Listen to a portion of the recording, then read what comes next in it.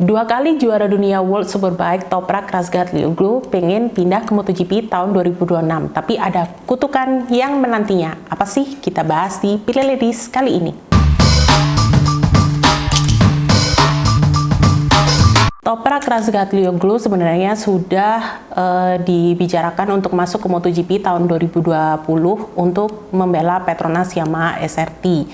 Dan sayangnya Toprak selalu menolak ya, karena dia selalu ingin membela monster Yamaha yang berstatus sebagai tim pabrikan.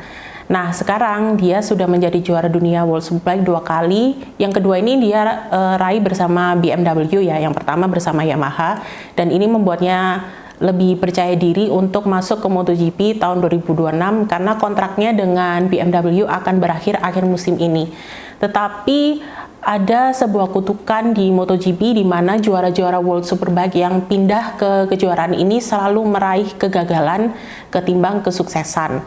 Nah, ada 6 korban nih yang menjadi korban dari kutukan ini ya gitu. Siapa aja sih? Kita bahas yuk. Yang pertama adalah Scott Russell, pembalap Amerika Serikat ini menjadi juara dunia World Superbike di tahun 2003. Dan setelah menjadi runner-up tahun 94, dia memilih pindah ke GP500 yang sekarang bernama MotoGP bersama Suzuki ya. Tapi ternyata dia gagal meraih kesuksesan dan hanya pernah 2 kali podium. Yang kedua adalah Troy Bayliss. Troy Bayliss ini merupakan 3 kali juara dunia World Superbike, yaitu tahun 2001, 2006, dan 2008. Setelah menjadi juara dunia World Superbike tahun 2001, dia memilih pindah ke MotoGP tahun 2003. Waktu itu Troy Bayliss menjadi salah satu pembalap pertama Ducati dalam sejarah MotoGP. Waktu itu dia bertandem dengan Loris Capirossi.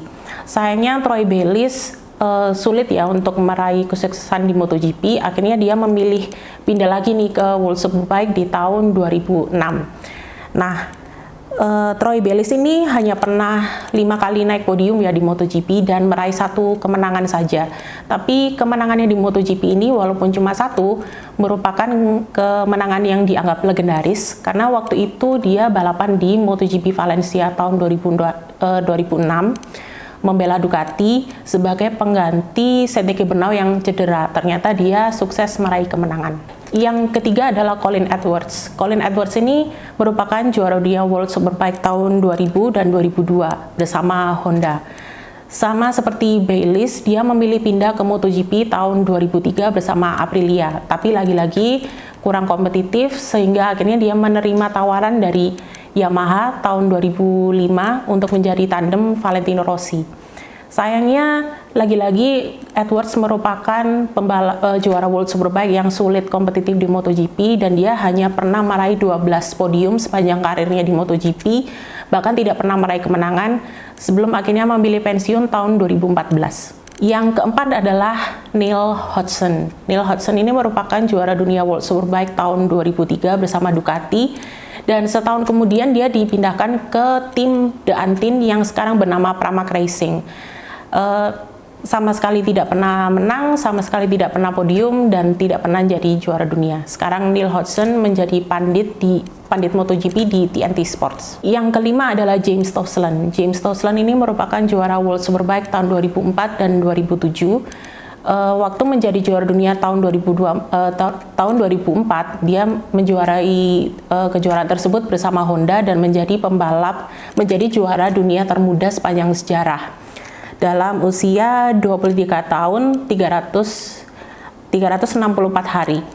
James Toseland kemudian pindah ke Honda tahun 2007 dan menjadi juara dunia lagi. Setahun kemudian dia memilih pindah ke MotoGP bersama Tech 3 Yamaha, dan sayangnya selama 2 tahun di MotoGP dia sulit meraih hasil yang baik tanpa kemenangan dan tanpa podium.